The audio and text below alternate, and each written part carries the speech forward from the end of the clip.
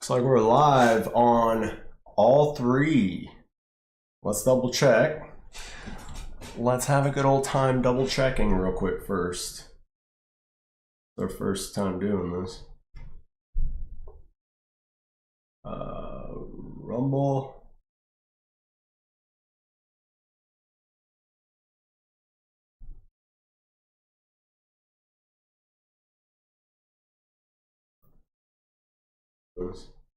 Nice. Twitch. Haven't been live on Twitch and who even knows?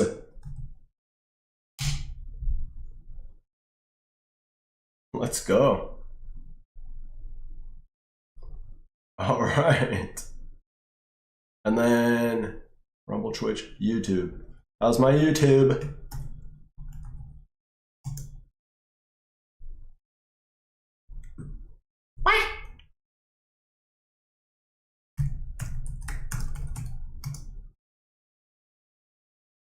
Yeah, dude. And welcome, welcome, welcome, welcome, welcome. Come one, come weird, come all. You're not alone. So that's one. I'm trying to remember one of the phrases that I've used. Come one, come weird, come all. You're not alone. I think that's it. But okay, what's up, guys? We're doing a different kind of show we haven't done in a while. Some recovery talk. And what is with zero with well, I sat here and prepped for about 3 hours. Zero prep. No. So basically, here's what we got right here. Like, look what's going on. Just jump right in. We'll figure it out, right? What's going on in the news, right? The news has been a little bit tumultuous as of late, a little concerning. Some very significant things have been happening, especially in the US, but really like all over the world, man. Let me make sure what's going on here. Whoop. And here. So I don't know about these chats, y'all. Whoa. Chill. I don't know about these chats. I'll try to keep up with them, of course. Any questions or comments or anything, you know, I'll do my best to give you my 2 cents and whatever else. I don't even know. I don't think we need that because we have. Who are you talking to, Willie? Okay, that's fine. So whatever, but basically, hey, look, the title is Enduring Through Uncertain Times. And, well, we are in some pretty uncertain times. I think most people could agree. And we're just getting things all regulated here. Bear with us. Don't worry, I'll get the cat to edit this first part out. We'll be fine. So yeah, I'm just showing this for like, look, today, these outages, who even knows what's doings? It's pretty wild stuff. Biden's on his way down or out or inside out. I don't know. Later on, we'll be going live on Kick. That's where we get nice and raunch, uncensored. Because on YouTube, Rumble, and Twitch that we're live on right now, if I told you what's really going down, I'd probably get banned on all three of those platforms. Probably not Rumble. Or like a strike or some shit. So on Kick, uncensored, it's kind of the uncensored Twitch if you don't know. Kick.com/Willy Waka. I'll be on there a little bit later. And I'm probably gonna switch from this to that, and I'll let you guys know. But go ahead and follow all those right now, to spread the message for the recovery. Because I'm gonna be doing this a lot more regular. Well, look, I stream, I go live when I go live, but we gotta inject this into the show. I've been streaming a lot on Kick lately about the inner workings of the world and craziness and this and that. And but arguably just as important, if not more important, is our mental, emotional faculties and coping with everything that's going on in the world, regardless what it is, regardless what your background is, regardless what your specifics are in your life. Maybe you're struggling, maybe you're not. Life is life, and we all go through shit. And that's what the recovery stuff is all about. And it's really all about, internal growth, personal growth, and spiritual growth. That's why I include mental, emotional into the addiction part of it, because, well, in a couple weeks, I'll be 6 years sober from alcohol. And I went through about 3 years of significant daily addiction recovery. I found that it worked it did tremendous wonders on my usual stream. I get louder and yeah. So bear with me on that, but whatever, we'll probably do it here too. 3 years of recovery, and I found that it did wonders for my mental and emotional health. And I was like, hey, this, and what I did was Alcoholics Anonymous, AA. And when I first went in there, I was like, man, I was desperate enough. I didn't care. I would try anything, and to change my life. I didn't want what was behind me. And for once, I wasn't scared or worried or concerned or even arrogant. Like, I got this, fucker. I wasn't concerned about what lay ahead of me or whatever. As long as it wasn't what was behind me. That's how desperate I got. And one of the things I thought is that it was AA or recovery or just being totally sober and would change me. I thought I'd be different. No, it never did anything like that. It can if you let it, and anything, it can, but it doesn't have to. A lot of the stigma that comes with AA and or recovery, I found it all not to be true, or not to be accurate, not to be true. And what I also found was like, holy crap, holy shit, this can work, this can help, and this can help anybody. The stuff that's in this program, the program itself even says that alcohol is but a symptom of our problem. So, and then everything stems off that, and it's like, well, it's not that that's like the core message of the program, but that's how we recognize it. Is like, oh crap, our addiction, our obsession, whatever it might be, even if it's a food addiction or even work addiction, it turns out that's why all these different anonymous recovery things, sex addiction, whatever, Sex Anonymous, all these, they all use the same 12 steps. Why?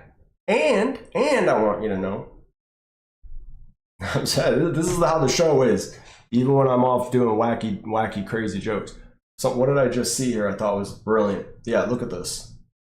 So just real quick, so, I'm giving a little background of my deal and where I'm coming from with all this. But look, read this right here, the Alcoholics Anonymous model. The model is used in a ton of different anonymous programs or recovery, 12-step recovery programs. Open to all and free, has spread around the globe. Look, over 2 million, I don't know when this was, 2020, 2 million members in 180 nations. Guys, that tells you right there. And it works. That's the other thing. This program was created in the 1930s, almost 100 years, guys.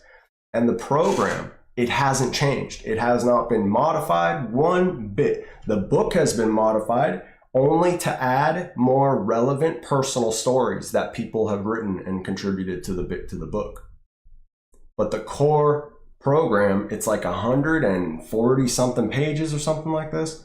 And the book itself is like 500 pages because all the rest of it's stories. The program is just 100 something pages, and it's never changed for almost 100 years. And it has worked and helped millions get sober from whatever ailed them, regardless of their background, regardless of the fact that what we're saying here is that in the 1940s, this was helping a doctor, businessman who's prestigious, and that's why it started out anonymous, because they only took the hardest cases in the beginning, like people who were dying, and they vetted you before even letting you in. And then it was a secret society almost, because most of the people who started and stuff, these were professionals many of the people were professionals who their reputations were on the line, so they was kept hidden in secret and stuff. Well, the bottom line is, in the 1940s, let's say a 50-year-old doctor gets sober, male.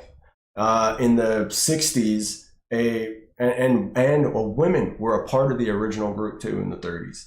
This is non-discriminatory in any way, and I love it. And it just shows that it works for anybody and everybody, regardless of the time, the background. So yeah, a woman in the 60s who's a cashier at a store, or a lawyer, or whatever they were in the 60s, I don't know. And then in the 1980s, or even let's just say in the 80s, a teenager in India, right? Like, that's what's going on here. This stuff helps and can help anybody from all walks of life, and regardless of what ails them, because we have different programs using the same steps, the same program, before a different addiction that isn't even drugs or alcohol. So there's a lot to it. I love that. I think it's very significant and important. And what else? So now when I did the AA thing, look, also there's the God thing that everybody's like, oh no, God, oh no. And it's like, dude, it's a whole deal. So when I was desperate enough, I needed something to work so that I didn't go back to the drinking, and I had a lot of emotional issues that turns out were almost all or mostly exacerbated by the addiction, the drinking, the problems so the addiction that we have is a symptom of is but a symptom of our problem. And what our problem is an unfit or not fit enough spiritual condition. That's what the whole program is all about. That's why it's all about, people think it's about God or religion. It is about God. It's about finding a God of your understanding. If you go that route so there's no religion involved in this thing. A lot of people in AA and similar programs don't like when people are getting too religious with their specific religions, because that's not what we're here for. We're here to help ourselves and each other get and or stay sober. And it's all about the spirituality that's within us. And one of the core aspects, I know I tangented, but that's one of the core aspects of having a fit spiritual condition is acceptance. And that's what we're talking about today. We're going to be looking at emotional recovery acceptance and just general recovery acceptance, of course. Even an alternative version of the 12 steps, because I'm not trying to get into the actual 12 steps, at least today. We get into whatever. We're even going to look at where did I see down here is something from Smart Recovery. Smart Recovery is actually an anti, right, but it's a non 12 step based program. And here, what does it say with about? Watch. Smart Recovery supports people, blah, blah, blah, to manage addictive and problematic behaviors, right? It's an evidence-informed recovery method grounded in rational emotive behavioral therapy and cognitive behavioral therapy that supports people with substance dependencies or problem behaviors to build and maintain motivation, cope with urges and cravings, manage thoughts, feelings, and behaviors, live a balanced life. A similar recovery program that I don't think is really active anymore, but it's called rational recovery. These were secular, non-faith-based recovery programs. We're actually going to look into some stuff that we're seeing here because of, what did I see, right? Smart Recovery Toolbox, 3 pillars of acceptance and smart recovery. So we look at it all, but I come from this AA background, and I also, yeah, and I'm not here to promote AA, I'm just not, but I do have to kind of explain that, you know, that I have that background. So it doesn't have to be about the God thing. It doesn't have to be about all that. I will say this, I saw this AA stuff, I go, okay, I believe in God. I'm a spiritual leaning agnostic here. This was at the time even where I was kind of, and I'm like, but I don't know, my head's too much in the way. I ain't gonna be able to just like jump in and be like, and have this awakening or whatever it's called. And what if that doesn't work? Blah, blah, blah. You know, my overthinking, my stinking thinking, all these things, I already set obstacles up for myself. I see that, I get that too. But at the time I was like, holy shit, this is working for anyone. So it can work for me. I'm gonna figure out how to make it work for me. And I did. So grateful and blessed. I would recommend it for anybody, to anybody. And and it is an individual, unique journey for each person. We recognize that, they recognize that in the program too, you know. There's always going to be problematic or whatever types in any program, in any group, any organization. So there are some people who are Karens about it, who are perfectionists about how they think everyone should do the program. One of the main things that the program talks about is how you shouldn't even do that. If you're doing that, you're doing it wrong, right? That right there is not being in acceptance. Acceptance, like, okay, being okay with what is.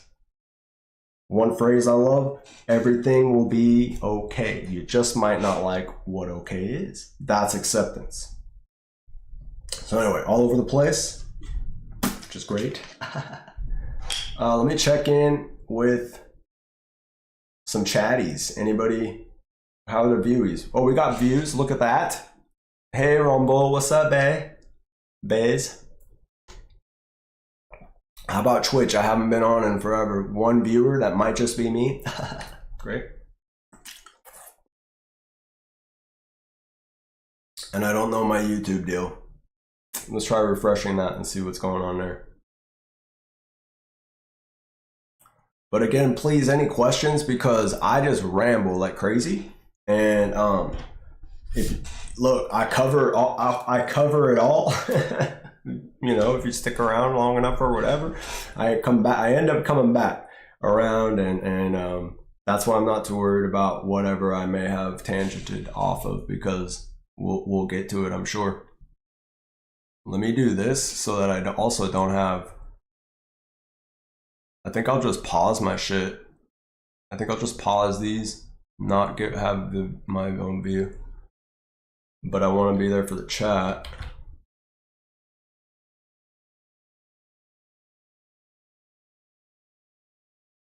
Why am I still talking over there? It's like a minute behind. Oh, okay, no, that's not. Cool. Here, bring this back up though. Just take a gander at this right here. I love that. Love it. We're just gonna start in on that, I think, real quick. View my channel. Bro, I haven't done 3. Oh, we lost a subscriber on YouTube. Good. my thumbnail is a bit. Just take a gander at this right here. I love that. Okay. Where's my chat? Where's my chat? One watching on YouTube, what up? Is there no chat? I don't know. There it boys! Hey, somebody heard me. All right. You know what else? I could put that over here, actually. What am I thinking? All right, that's cool.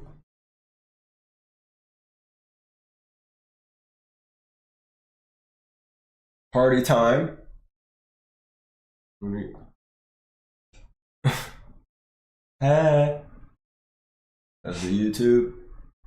Party time on the Twitch. Hey. And party time on the Rumble. I don't have any emotes on the Rumble yet. So we'll do Trump flossing. Good one. Okay, so yeah, shit's hitting the fan in the world. A lot of people are upset. And so it's very uncertain what's coming up. And if you watch later on Kick, I get into the deeper, darker shit about how and why things are going the way they're going. That can and does help me. That can help you find some more serenity, peace, contentment, or at least a little bit of the chill pill through understanding of what's going on, right? What do they say about acceptance? In order, the key first step to sobriety or first step to is wellness even is acceptance. What do you have to do before you accept something? You have to understand it. That's a whole nother part, right? So you got to understand it first too. If you're lucky, if you're fortunate, you don't have to understand it fully. You can, you can accept some things, but then there's the risk of how accurately you're actually in acceptance or not. Because if you're not understanding something enough and then you're accepting it, well, then you may not be accepting the full reality. That's also why things like step number 4 here. By the way, this is pulled from Russell Brand's book. He's also recovery through AA is what I understand. I come on here and I say it. A lot of people say it without saying it because one of the aspects of recovery and AA even is like humility, and like one of the traditions of the organization is, we don't promote, but we live by example. It's by attraction, not promotion type of a thing. But I'm on here and I say what's up, dude. So that's okay. It's not a big deal. But yeah, this is Russell Brand. He wrote a book for this kind of stuff, and this is for people. I don't know. I just like it. It's good for looking at it in a different perspective, a different way. And it look, the first 3 here, I feel like you can match it up with what's going on these days right now, for anybody in general. Okay, maybe instead of you, we go we. Are we a bit fucked? Right? The world is like going nuts. It's going crazy. And so is it a bit fucked? Yes. Could it not be fucked? Okay, maybe it's getting harder to answer these questions. No, but really let's think about this. Your reaction to what's going on in the world, or maybe you have some like me, I got some addiction stuff, I got some emotional mental stuff I still struggle with today. And then the state of the world, right? I'm really all into that, researching that, talking about it, and it's dark, deep, heavy stuff. So yeah, and then just the future being uncertain. I think everybody's future is uncertain here. But some people are coming at it from a certain perspective of, what a certain news channel's telling them, or what their friends and family are telling them, or if they're a researcher into the truth of things, like the deeper underlying truth of things. So everybody has different perspectives, but at the same time, we're all in this uncertain state. So your reaction to it, that's what we're looking at here. So what if you're stressing? What if you're panicking? Or what if you're going through, like, life's just been crazier and more difficult for you. You've been making more mistakes, or you've been more frustrated easily with people and this and that. And now we're thinking about it and we're looking back and we're going, well, maybe it's because I'm stressed the fuck out about all this Trump nonsense. Right? It's all Trump. I get it. But listen, it's not all Trump, right? And so maybe so do you feel a bit fucked up? That's number one, from how things are going, and it's hard to maintain your faculties, let's say. Okay, could you not be fucked? Is it possible? Is there a glimmer of hope that somehow, some way, you could not be as distraught or struggling or suffering or whatever as you are right now, or in the moment, if you're thinking back or on something? So think about it like that. Is it possible? And look, don't be an ass. Okay? Yeah, we get real here. Don't be an ass and say, oh, no. Look, is it possible? Yes, of course it's possible. It's a trick question. All right, the answer is yes. So the first one you get to decide. The second one, it's rhetorical. The answer is yes. Of course, it's always possible to not be reacting the way you are, or acting the way you are, or behaving, or thinking, or feeling, or whatever it is that you're trying to straighten out. Okay, and then the number three is, well, are you on your own going to unfuck yourself? Can you fix or change what is going on that is making you upset or in any way? Can you change? If you can, great, because then you start going on action. You start taking action. But what we're talking about here is a certain thing where the world is going, move it, shout ahead, right? And you can't control it. Maybe you can go and control it in some way. You can run for president, whatever you want to do. Or your school board, your local school, whatever. You can do things to help, or this and that. But in this state of like, man, everything's all messed up, and you're powerless. Don't you feel powerless, right? It's perfectly normal, perfectly natural. It's the truth. It's realistic. We can't control what Trump and Biden are doing and this and that, right?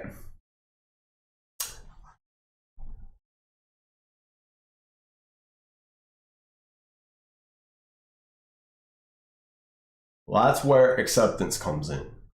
That's where acceptance comes in, and that's why we are going to look at it and talk about it. There's a bunch of links here that I was just going to like click and read through and prepare for whatever. No, let's do it. I haven't even looked at any of these except that smart one or whatever. But look, this is all it took for me. So this is something you could go do on your own anytime. I just want to show that it's super straightforward. It helps when we visualize, oh my God, it's that straightforward. I can look this up a little bit on my own sometime, maybe, right? So we're literally just going to go through the process of what I would do if I was looking up, fuck, I need to learn some acceptance in my life. And click through these links and read it, see what's up, see what it tells us, see what it makes us want to say. Well, we're going to start with the emotional one. Okay, I don't know what happened there. Did I click that? Yeah, I did. But here, I want to do this. I do it my way. All right, how we doing, y'all? Anybody? How we doing? Twitch, YouTube, those all just might be me. No, that's fine. This is for anybody who wants to watch right now, but it's really it's also for getting just the video out there. I'll probably have to edit it and then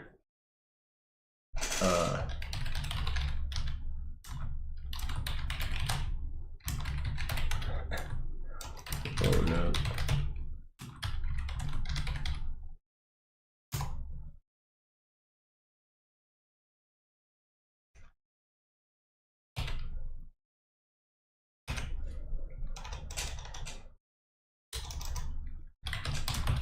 Just look. But yeah, we'll probably want to edit some of this stuff, like get it. We'll get it nice and condensed. But yeah, all the live streams, good. Get it all up there. It's okay. So what do we got here? What do we got? We're starting to get some energy.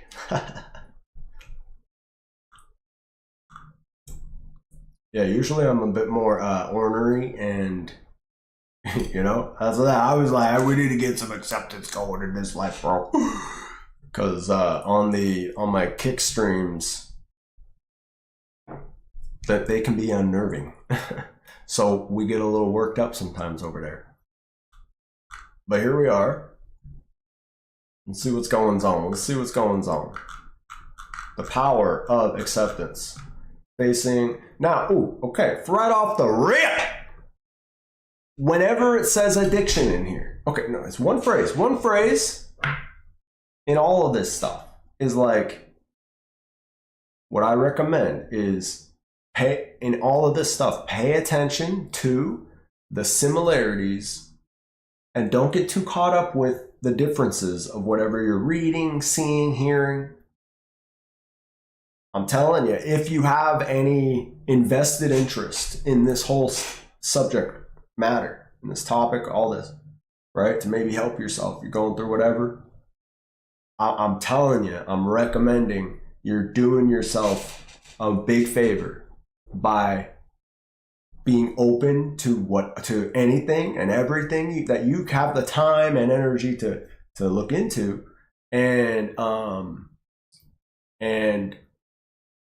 yes, like paying attention to similarities, not the differences, not letting differences deter you or make you go, well, that's not me, or I don't relate to that, blah, blah. I guarantee you can find similarities and a relation to the meth addiction of an 80-year-old woman. You know, you will find similarities in her story if she were to share about her experience, strength, and hope. So with that said, whenever we're seeing anything like addiction, or we'll easily go into alcohol. You're going to see alcohol a lot, right? Try to connect it in the way that makes sense for you. Okay, one of the easiest ways I like to think of it is like, look, facing addiction is just like your problem. Just be like, facing my problem. So whatever your problem is, that's the beauty of recovery. The beauty of is like, it's an individual thing and you get to decide. No one can tell you you're an alcoholic. No one can tell you you're an addict. No one can tell you you're, well, and then whatever else, or like they can tell you, but you have to come to those terms yourself. You have to, you decide in that way or whatever. So anyway. So whenever you got addiction, same thing with the God stuff. If anything about God, or because especially if we get into like some of the AA material and similar, I'll cover that when we go there, because I don't know how much that's really going to come up today, and I'll just cover it when I have those thoughts. So, okay. Facing addiction, whether it's your own or that of a loved one. See, there's also a 12-step program for people who don't even have a problem, but their mom does, or their sister does, or brother, or boyfriend, or husband, or whatever. And the same steps help them. Why? Because acceptance is key. And then there's actions, things that you can, there's methods and actions you can take to better your situation and better cope and better handle the situation you're in. So it's a whole thing. See what I'm saying? So whether it's your own addiction or your own problem or a loved one's problem, right? Some of us have a neurotic ass parent who's very difficult or whatever in their own way, maybe abusive, things like that, right? And they don't touch drugs or alcohol, and neither do you. This still applies to you. I'm telling you, okay? So yeah, whether it's your own or that of a loved one, can be one of life's most challenging experiences, a journey filled with ups and downs, triumphs and setbacks. Yet at the heart of this journey is a powerful tool that can make a significant difference, and that tool is acceptance. Acceptance in recovery is not just about resigning to fate. That's the beauty. That's also the thing, is like how I have come to understand better what acceptance means, right? And what it means, especially in the context of problem behavior or problem thinking or problem feeling. And I was like, oh yeah, so I'll give my 2 cents as those pop in. But acceptance and recovery is not just about resigning to fate, but about acknowledging reality. See, truth, I love it. And accepting life in a way that empowers change. A classic example of like, why would you do that? But then you'll be able to see a little bit of why you would do that, maybe, you know. But it's like, let's say you're going through, let's say you're crossing the street in your car, you have the green light, you're going, and you're not going that fast, you're just going normal, maybe slower even, let's just say, and then you get hit. Was that your fault? No. But here's something that might help you in the future, or maybe in the circumstance of what if you guys end up in a lawsuit because who's to blame? Now it's really important on those things. But to learn and understand what all happened there, and to accept that you played a part in that interaction. And now this is where you could get into fault and blame, but this is not about blame. It's not about fault. The whole acceptance thing is not about that. That's why I'm painting this picture, is because is to be able to like see how you can separate these things and understand what acceptance really means for this recovery thing to work for you. And it's basically like, well, shit. Maybe if I had looked to the right, I might have seen them coming. Maybe I wouldn't have. I don't know. It all happened so fast. Here we are. But I'll tell you what. I didn't look. Maybe I could have. Now, is that going to like help your case or help you feel better about what happened? Not necessarily. But it can help you have some contentment that you otherwise wouldn't have, because you're at least having the full picture of what happened, and you are recognizing the truth and the reality of your involvement. Doesn't matter if you're the total victim. I know it's weird, but that's just the way it is, guys. I'm telling you, when that kind of thing sinks in, not necessarily, when it sinks in, it's going to help. I'm not saying that, because there might be other things that need to sink in for you. It's all individual. But for me, I know there was a big light bulb went off in my head that helped me tremendously in my next chapters or whatever of recovery and stuff, because I was like, holy shit. So acknowledging reality and accepting life in a way that empowers change, right?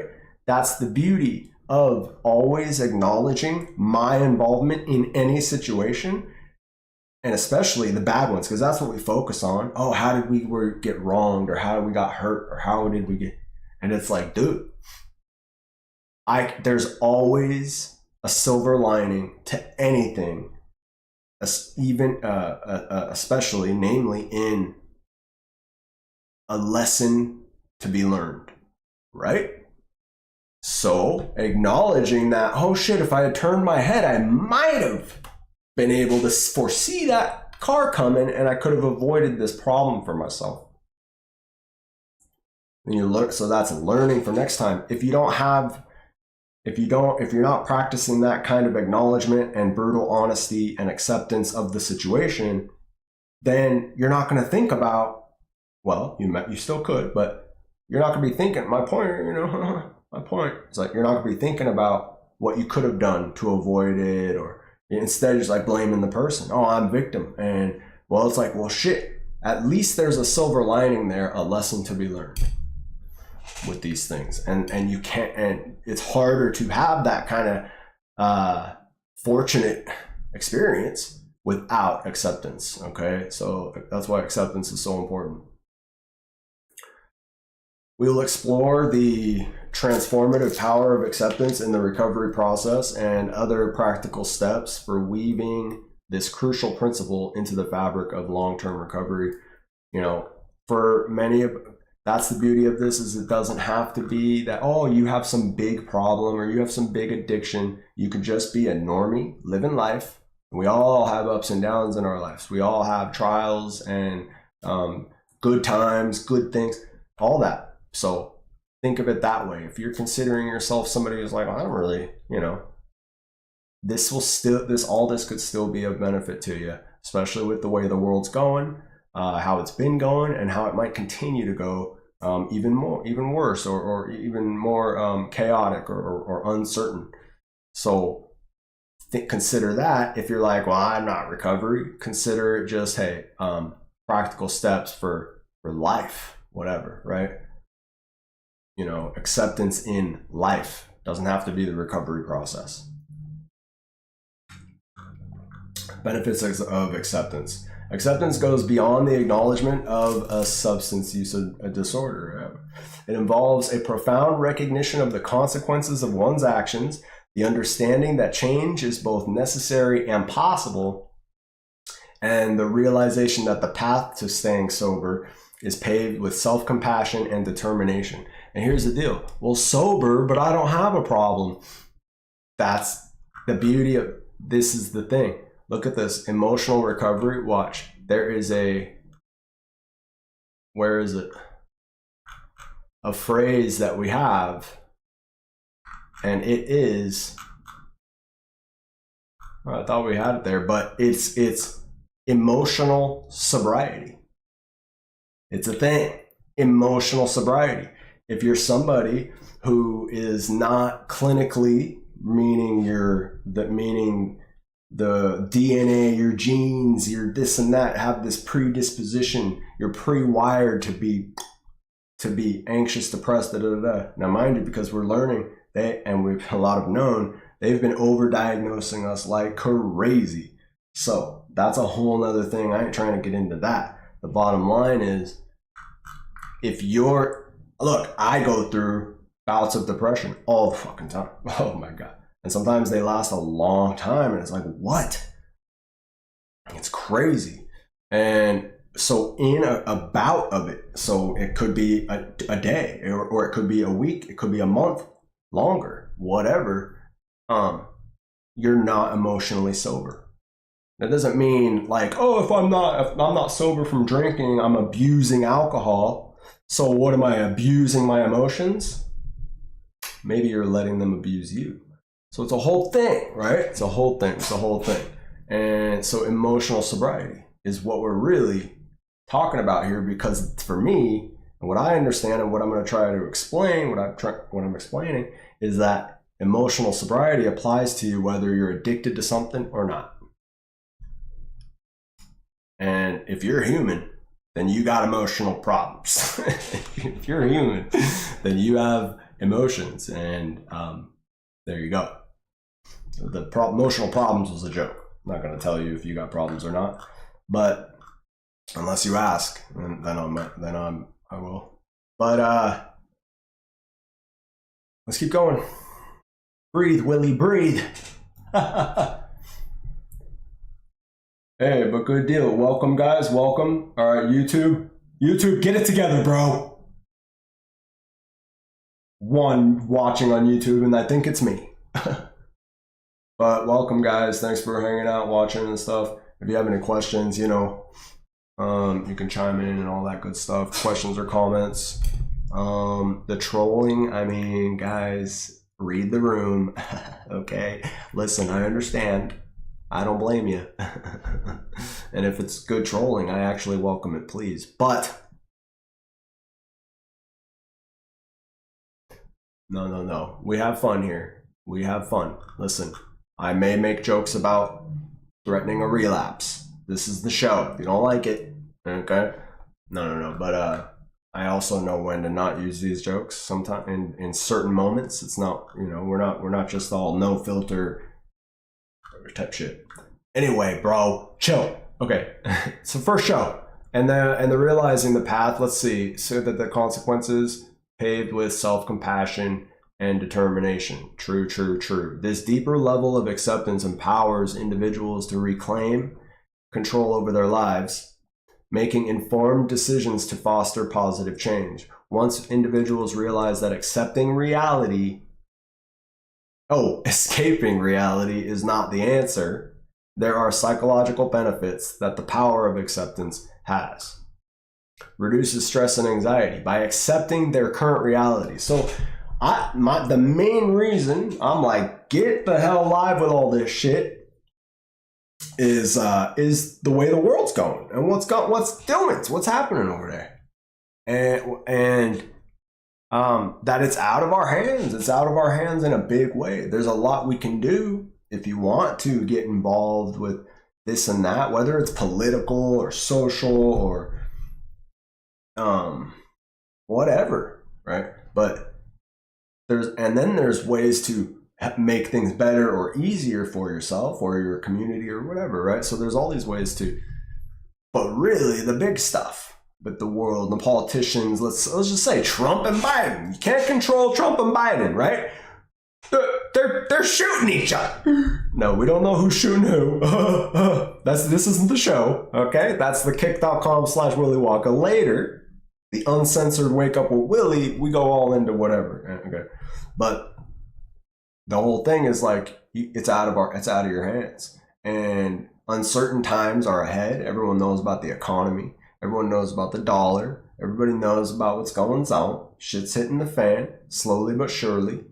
And it's very uncertain on what the next few months looks like, let alone the next whatever, because the election, right? All this stuff. So, by accepting your current reality, individuals can release the burden of denial and the stress associated with fighting an unacknowledged problem. This acceptance leads to lower levels of anxiety and stress as the individual no longer invests energy in resisting the truth of their situation. All right? Some of the stuff seems obvious to some people, but man, that would be like obvious to me, but then just reading it helps me see it and understand it the way I need to in a different way or a similar, it just helps. It helps to like read it and see it and kind of even say it out loud. Helps to write that's why people say write it down. It helps to just write things down. So it helps to hear it from somebody even. Anything. I'll take anything. That's what I've learned. I'll take any opportunity to like grow and all that shit, right? And absorb more understanding, more information, let's say. So anyway, increased emotional stability. Acceptance helps individuals develop a more stable emotional foundation. Recognizing and embracing the realities of your problems and getting through those problems allows for a more balanced emotional response to the challenges faced along the way. Enhanced self-esteem. As individuals accept their situation and take proactive steps towards recovery or fixing their problems or helping their problems, they often experience an increased self-esteem. This boost comes from recognizing their strength and resilience in facing their challenges head on. Almost like learning from experience, right? There are plenty of times, especially before I got sober and started having more control over my reaction to life, the people would because I have like potential, right, in whatever, like my career programming. And yeah, I mean, one time guy gave me a book and I didn't know how to do certain things. This was way early on. He's like, you have a month. This book will show you exactly how to make this type of website. You have a month. Do it. I'm like, no, what the fuck? You kidding me? Like, I'm just getting started learning all this. Trust me. A month later, I had it done. I did it. And when I look back, I go, right? Obvious. Lesson learned, like, holy shit. Did I learn the lesson? That was like 16. Did I learn the lesson? No. But I knew the lesson. At least I was aware of like, oh shit. I went through the experience and realized that I could do it, right? So recognizing your strength and resilience when you're facing challenges head on. No one wants to do that, right? But you know, look, nobody wants to clean their room. But how do you feel after you clean your room? Damn, all right, nice. Same shit. Greater mindfulness and presence. Acceptance cultivates a state of mindfulness because it's kind of required in a way. Yeah, you know. Encouraging individuals to live in the present rather than dwelling on the past mistakes or fearing future relapses or fearing anything future, right? This presence of mind enhances their ability to make conscious, healthy choices. Dwelling on past, people consider that depression. Dwelling on the past, fearing the future. People consider that anxiety. It's up to you to kind of, everybody's got their own interpretation, and that's okay. But that's a quick, helpful way to kind of link all that together.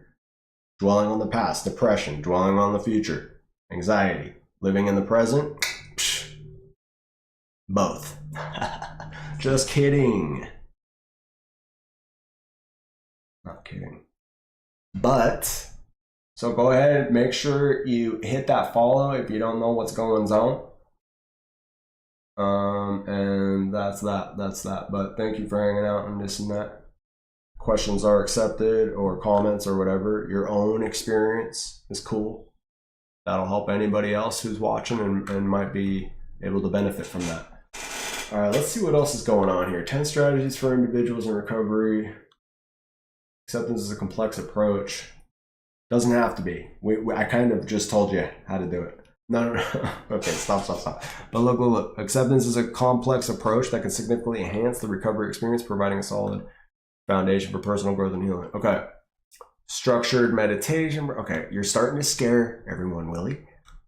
Or Lumina. Okay. Structured meditation programs, daily mindfulness rituals, prompted entries. So that's like drawing, right? Yeah. But writing.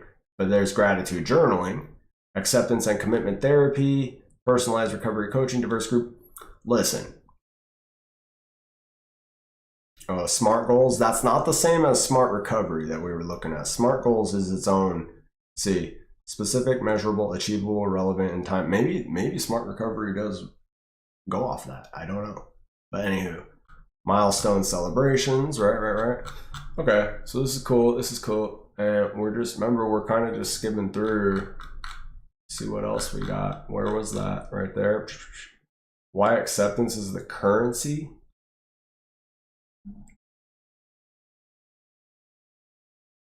Neither beating yourself up.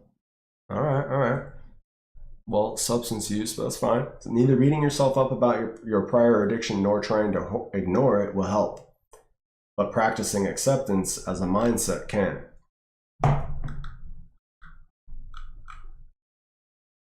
You made a choice to select alternate route in navigating your life and embark on the road to recovery. Okay.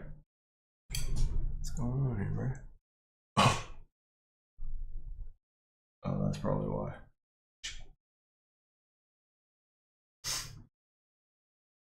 Treatment and therapy may have unpacked your substance use disorder as well as the reasons that led to the addiction in the first place. Now it's time to lean into another part of this path to recovery, acceptance. All right, what is acceptance? Oh, this is about ACT now. I'm not trying to get into specific methods and whatnot. I'm not treating substance use in this way. That is why we are skimming through. We're just clicking links and seeing what comes up. All right, but look, here we go.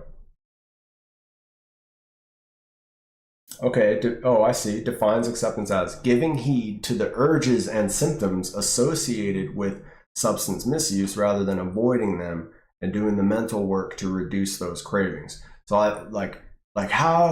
what? I'm not an addict. I'm just worried about what the fuck's gonna happen if Trump wins or Trump loses or whatever, right? And it's like, okay. How you got to do some mental gymnastics here. And it's like, give heed to the urges and symptoms associated with obsessing and worrying about blah, blah, blah, right?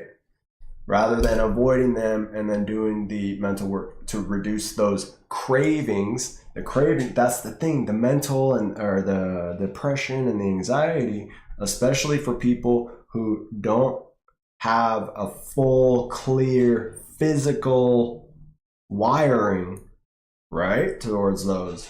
Most of us are actually situationally and long-term, meaning we might have started being depressed when we were 2 or whatever. So it feels like we were born with it. It feels like we've had it all our life, because we have, but that's long-term and it's situational. There's just different ways to look at it. And that's kind of my deal. I got, so, and it comes and goes. Cause I can still most of the time, almost all the time, get out of bed, but most of the time I can still like go outside or take care of what I need to take care of if I have to take care of it. When you have real depression, that's like you ain't getting out of bed no matter what. You can't. It's a different thing. It's much more severe, like out of your control kind of thing. It's all complex. Listen, but it's about connecting these points in such a way whatever fits your situation. So if you're just worried about shit, or maybe you're struggling, maybe your job just sucks and you can't hang, man, right? I don't blame you. There it is. Finding some form of acceptance in your life and can help you not just be okay and cope with your life having a job you don't want or don't like, but then by living in acceptance, by practicing acceptance, you're however many steps closer to making the change that will take an action that will change your situation, right? If you're not in acceptance, you're not going to be able to effectively or fully to your best potential or whatever, take action and make change. Because if you're suffering or struggling, you want to change it, right?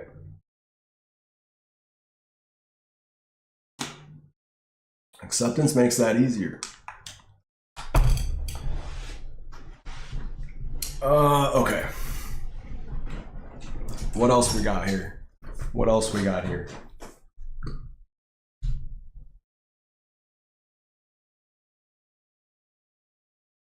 Trying to fucking...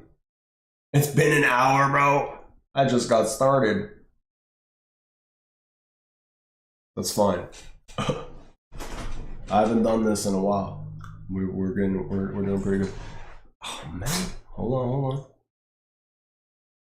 There, that's much better. It's too much back. Okay. Why is acceptance important? By accepting reality, objective. Let's see. Hold up. In this way, paying attention to behaviors and taking responsibility in each moment is similar to the practice of mindfulness. By accepting reality objectively and acknowledging you may benefit from some behavioral changes without self-blame and judgment, study review authors observe that acceptance frees people up to pivot forward different actions more consistently in the future. Boom. Why is it important? 2013 study across 16, blah, blah, blah, found degrees of recognition and acceptance of neurobiological conditions, including addiction, and endorsement of treatment were high. Across 16, found degrees of recognition and acceptance. The study also found self-stigma can be a barrier to recovery and community integration. Yup. There's a reason acceptance is the first step in popular types of recovery support groups, including the 12-step programs like Alcoholics Anonymous, recognizing that what you can change, what you can't, and the difference between the two, as the Serenity Prayer counsels, is a cornerstone of acceptance. 100%.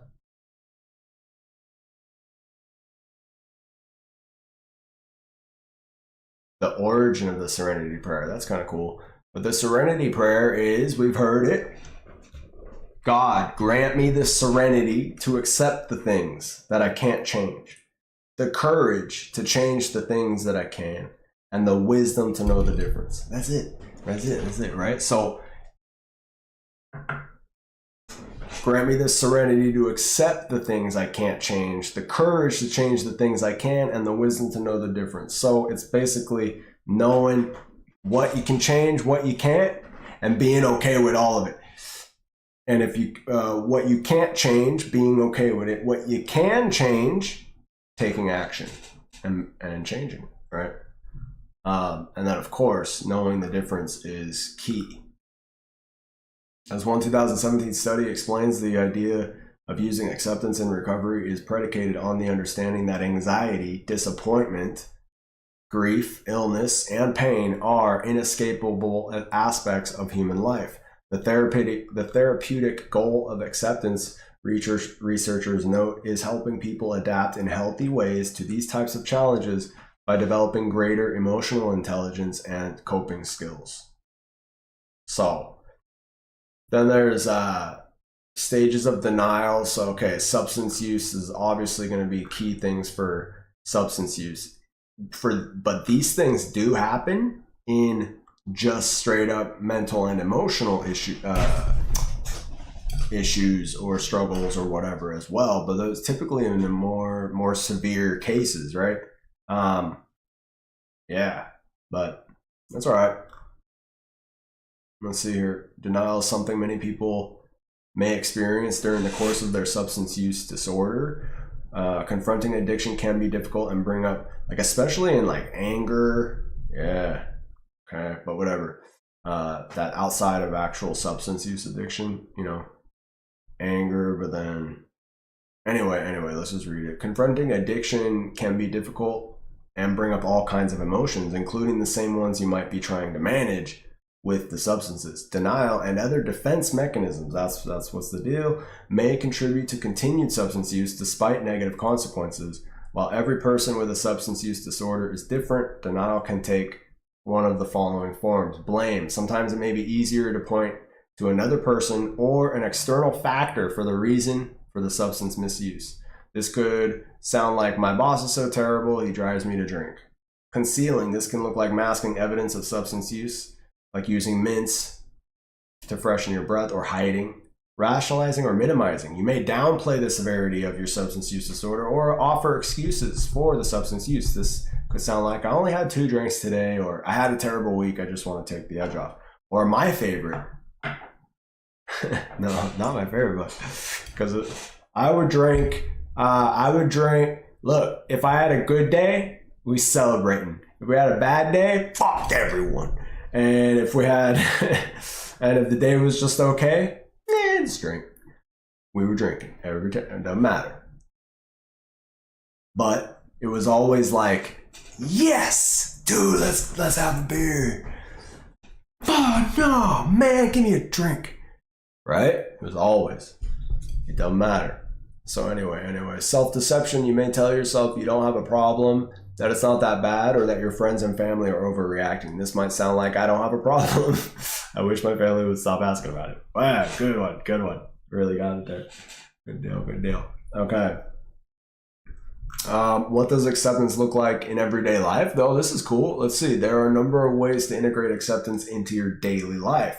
While there's no one-size-fits-all approach, here are some themes, patterns, and practices to get started. Recognize your own fallibility and this is so far. If this is all we read, I already can tell this is exactly the type of shit. Okay, good. Listen. Recognize your own fallibility and everyone else's faults, including the friends and family who care about you. That doesn't make them or you a bad person. It makes you all human. But look, recognize your own fallibility. This is why. Look at these steps. Okay, the first 3 was all about, hey, okay, whatever. Look. Let me look. Honestly, tell someone what's all your fucked up patterns. Are you willing to live in a new way? Look, prepare to apologize to everyone. Now apologize. And then the last 3 steps are maintenance. Just just what you do every day to keep up your spiritual condition. And that's watch out for your fucked up thinking and behavior and be honest when it happens. The original step for that, number 10, is we continued to take personal inventory, and when we were wrong, we promptly admitted it. That's all it is basically knowing, paying attention, understanding when it is you are wrong or might be wrong, but really it's more about just like when you're for sure were wrong, when you realize that you were wrong or whatever, you get to be selfish. A lot of this is about being selfish, really. You're doing yourself a service by as soon as you can, within reason, and if it involves anybody else, apologizing about it. Letting them know that you know you were wrong and you're sorry. Or however you might apologize in that situation. But it's really more about recognizing it. Maybe apology is not necessary, but recognizing it is the key. The sooner you recognize it, the sooner you're living in truth and reality. And that's where you can get the most acceptance of what's going. That's where you can then fully and most accurately accept what is going on. Acceptance. Okay, embrace humility. Boom, same deal. It ties in, right? Humility, you gotta be like, fuck, I was wrong. You gotta eat crow or whatever it might be. And you find out that the more you do this, you realize that it ain't that big of a fucking deal. And being wrong is like not a big deal. And it's actually a lot better, but not better to be wrong, but to be like recognizing you're wrong. Because then you end up being wrong less often. And that's good. That's a good thing. Embrace humility. Some days will be harder than others. That's normal and all part of the journey. Okay, well, whatever, bro. But yeah, embrace. Yeah, we're real humble over here too. So embrace humility. That's okay. We'll circle back. That'll come up again. Humility is a big deal. Stay mindfulness. Study. Mindfulness is about experiencing the present moment without obsessing over the future or past. A 2018 review of research indicates that mindfulness can reduce substance misuse and cravings because it changes the internal chemical processes of self-regulation and reward processing. Okay. Practice mindfulness. Once you've learned about mindfulness, consider adopting a meditative practice or whatever. Okay. All right. Well, that's a big deal. I thought they were all going to be. It kind of got weirder and weirder. But this is just one page, one source. This is a good deal right here. That's huge. Huge. Recognizing as often as possible when and how you're wrong. And if it's warranted, admit it to somebody, to admit it, right? But almost always this implies admitting it to yourself. That's the most important. And typically if someone else was affected by your bullshit or whatever it might be, doesn't have to be even a big harmful thing or a problem. But yeah, it's a whole deal, okay? Examples of recovery, acceptance in everyday life. Talk honestly with loved ones and yourself about what you're going through, okay? Recommit to your recovery every day, whether out loud, silently to yourself, or in writing. Just writing stuff down is like, it helps a lot more than we think. It really does. Make acceptance a part of your routine, the mental health equivalent of taking a shower or brushing your teeth. This is true though. This is like, that's the thing. I had to remember more and more often. I was like, man, I forgot for a while. Now I'm remembering.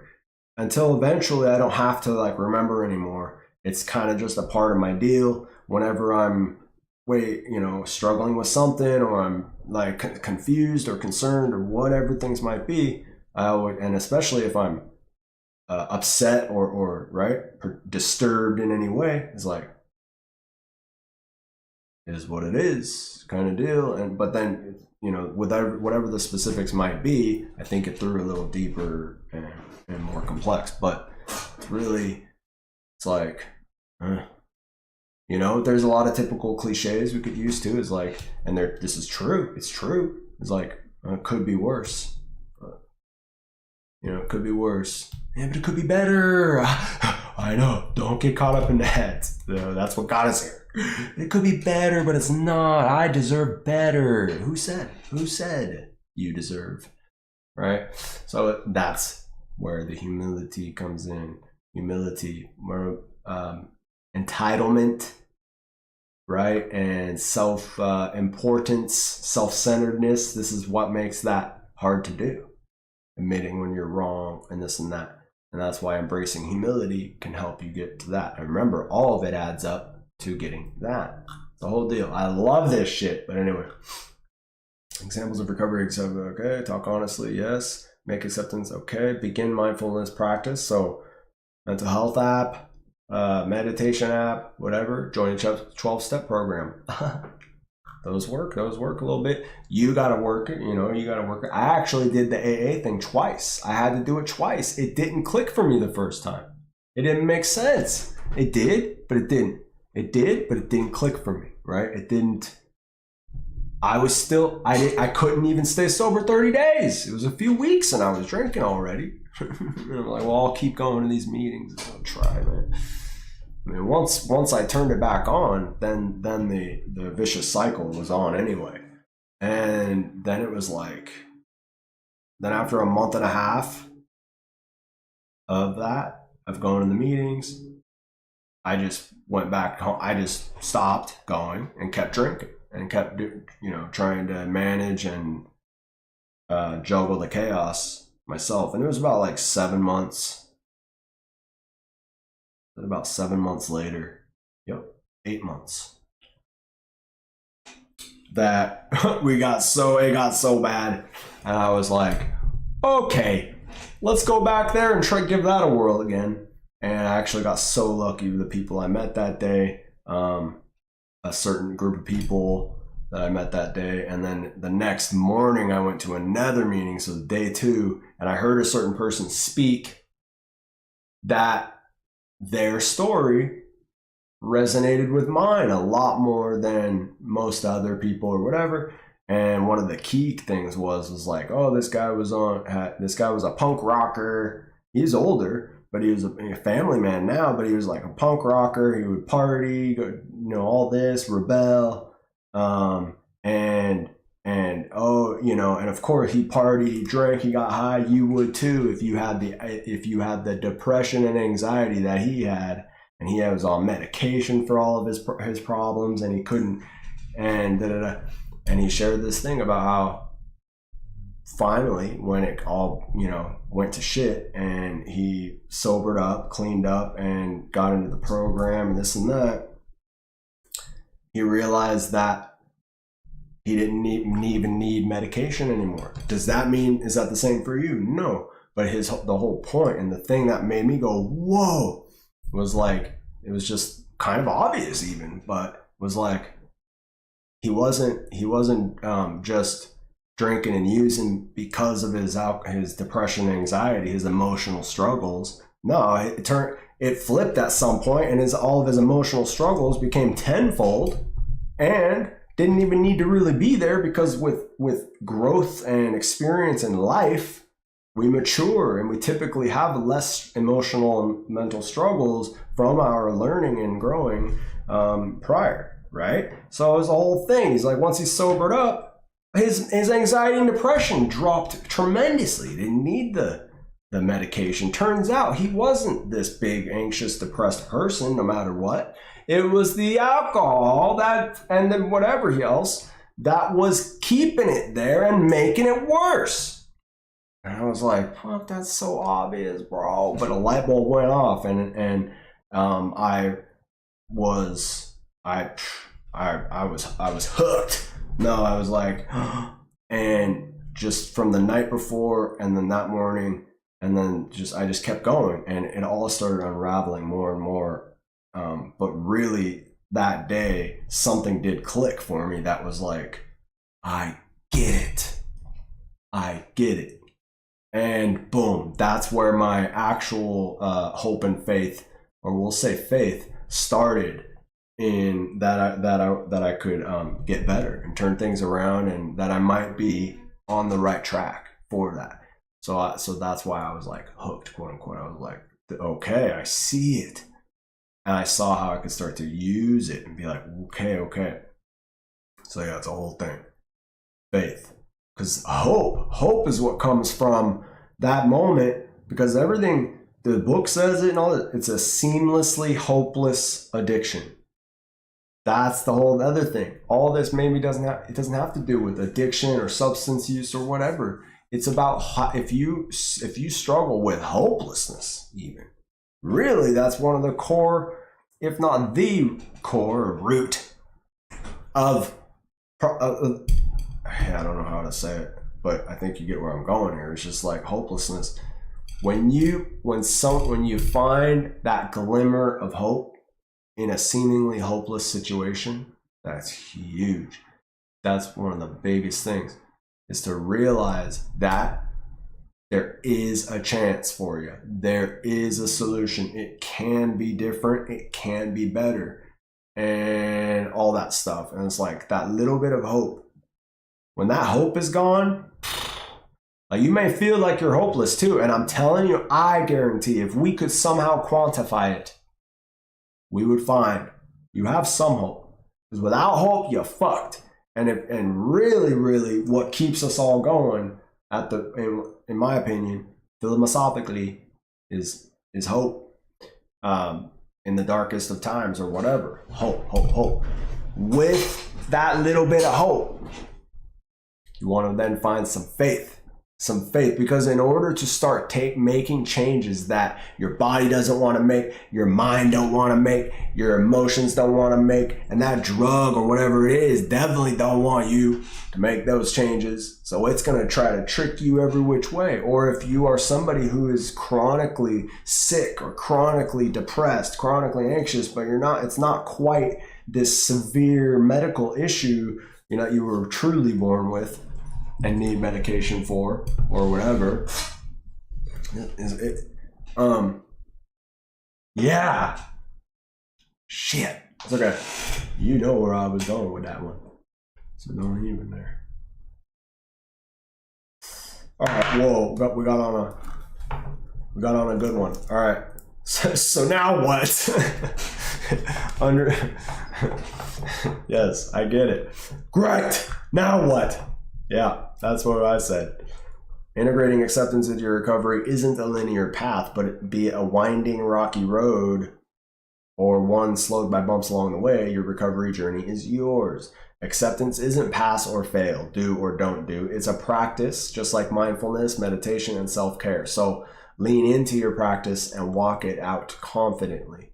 Yeah, that's the other thing. I've told people, like, especially with quitting, of course, with quitting serious shit and relapsing or whatever, but quitting alcohol, even weed, quitting smoking is a huge one, or trying to start dieting or changing, right? Start exercising, or quitting chocolate, right? Or having a lot less of it. It's like, oh, I had more chocolate today. Fuck it. So you're just like, chocolate.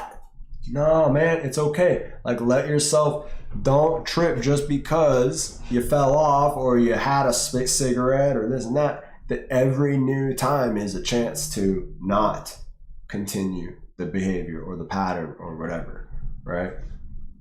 And it's the same thing with acceptance. It is going to come and go. Bro, oh my God.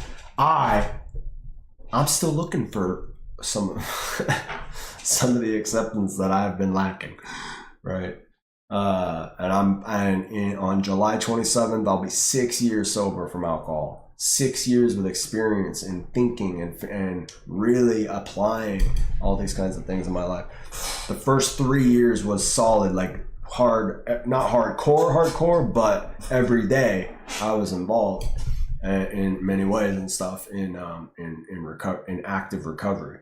But and then the last few years, yeah, still. So almost 6 years. And bro, you guys on YouTube, how dare you?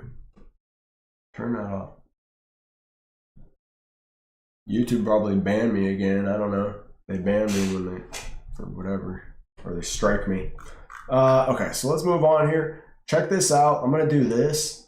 I wanted to.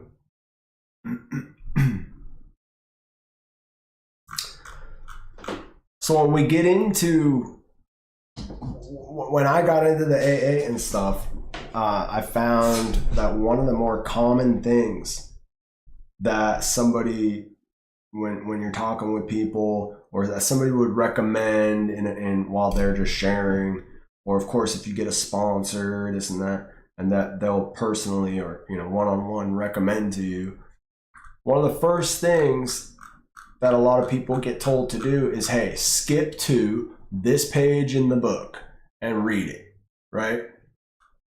And guess what it has to do with? Acceptance. So let's do it. So what this is a full, this is just whatever, however many pages of one story that somebody wrote. There's a shit ton of stories in those books. Look, page 407, right? There's only 140-ish pages, or 160 maybe, pages in the program. The rest is just all these stories. Because that is a tremendous help to just be understanding other people and what they went through in a similar way. It's huge. It's huge. But anyway, so this story is acceptance was the answer. It's particularly about, so the person that will be speaking or whatever that we're reading is a physician who wasn't hooked, he thought. He just prescribed drugs medically indicated for him for his many ailments. Acceptance was his key to liberation. So we go down to the page that I was told, hey, read these 2 pages and let's talk tomorrow or whatever, right? Read these 2 pages tonight and we'll talk tomorrow. Or we read them together. I'll go to certain groups with, we're all kind of friends. We all kind of know each other, and not everybody in the group, but it's like a guys group type thing. And we'll sit around, we'll all read out, take turns reading out loud from it, and then kind of sharing about our week. I don't go too much anymore, but they do that every Saturday. And yeah, so we read through all these things. But this is a good read right here about acceptance. So let me see, page 416. I'll just go ahead and fuck it. I knew that giving up. All right, yeah. And I knew that giving up 1 drink for 1 day wouldn't really do any good. Finally, after 7 months, I decided to try it. Oh, 7 months. Me too, remember? 7 months, I decided to try it. To this day, I am amazed at how many of my problems, most of which had nothing to do with drinking, I believed, yeah, have become manageable or have simply disappeared since I quit drinking. I had already given up all the narcotics, most of the pills, and some of the alcohol when I first came to AA. By early July, dude, I'm not a physician. Why is this all July? A lot of coincidences with me. Oh, that's cute. By early July, I had tapered off alcohol completely, and that wasn't me, bro. I was hardcore up till July 27th. I almost died on July 26th. So, because I was like, fuck it. And I'm not suicidal. I'm not. That's what scared me straight. Not breaking my girl's heart, not breaking my own heart from breaking her heart and all that, not getting myself kicked out of the apartment, not disturbing my neighbors with craziness and loud noises, and they're scared. One of the poor ladies was scared of me. And I was like, what? You don't have to be scared of me? Oh man. And maybe you do. So all these things, none of that was gonna get me. And unfortunately for a lot of people, dying and killing themselves or whatever is not gonna help either, right? Serious shit, or that's not enough. A doctor will tell somebody, hey, okay, we got you. You're well now. You're well. Before you get out of that hospital bed, sir, letting you know if you have another drink, you will most likely die. You can't do it anymore. And people will go out and grab a drink on their way home. I've done it. I don't know if I didn't do it from a hospital thing, but so it's a whole deal. But what did happen is because I'm not suicidal. I have I have those ideations and this and that, that's all right. I think that's normal and healthy. It's okay. It can be a slippery slope, but my point is, once I had this moment where I just decided, yeah, fuck it. Like, I was that drunk and I was that hopeless. Not this and that, right? Seemingly hopeless, by the way, don't forget. I decided, all right. Then I passed out, right? Woke up, was like, checked to see if I was breathing. Whoa. Yeah. Joke, I know. But I was like, that's scary. So yeah, I share about my shit. And hope, I just share about what my experience. So not embarrassed. Man, that's not even the most embarrassing. Nope, not even. But that scared me straight. Anywho, can we finish this one? And yeah. But even then, I would have been back. That was just temporary. Scare me straight. It got me to take the leap and go. Let me hold on. Yeah. Then it wasn't long, of course, where I'm like, maybe just one drink or something, right? And this and that. And so I quit, and it was really the heartbreak of my ex-girlfriend or whatever, and what it ended up doing to her, even physically, emotionally, and all this stuff. It was like, oh my God. So, but she was already gone. And so it's like, I got sober to try to save whatever I can. It's with the relationship, my work, my living situation, but also I was scared straight of oh my God, if I really blacked out, if I had more to drink and actually blacked out, I might have done it. I might have done something wrong, something really bad. That was super scary.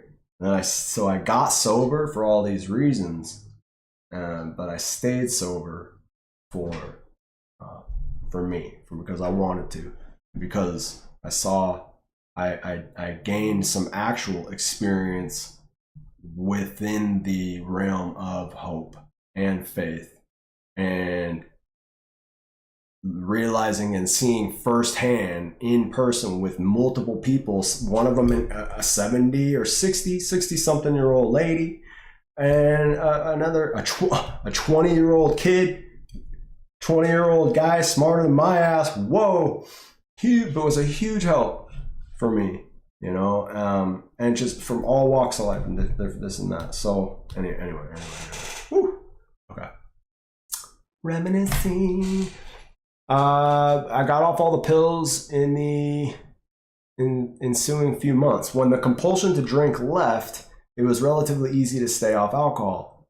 But for some time, it was difficult to keep from taking a pill when I had inappropriate symptoms such as a cough, pain, anxiety, insomnia, muscle spasm, or upset stomach. It has gotten progressively easier. Today, I feel I have used up my right to chemical peace of mind. That is something we say about the drinking or whatever, is for me, I can't drink. I don't drink because I can't handle it. Why? Because I abused the privilege. I abused the privilege of drinking. I had probably enough for a few lifetimes, and it was kind of went too far. And we also call that, we pickled ourselves. We are cucumbers. When you pickle a cucumber and it becomes a pickle, you can't unpickle it.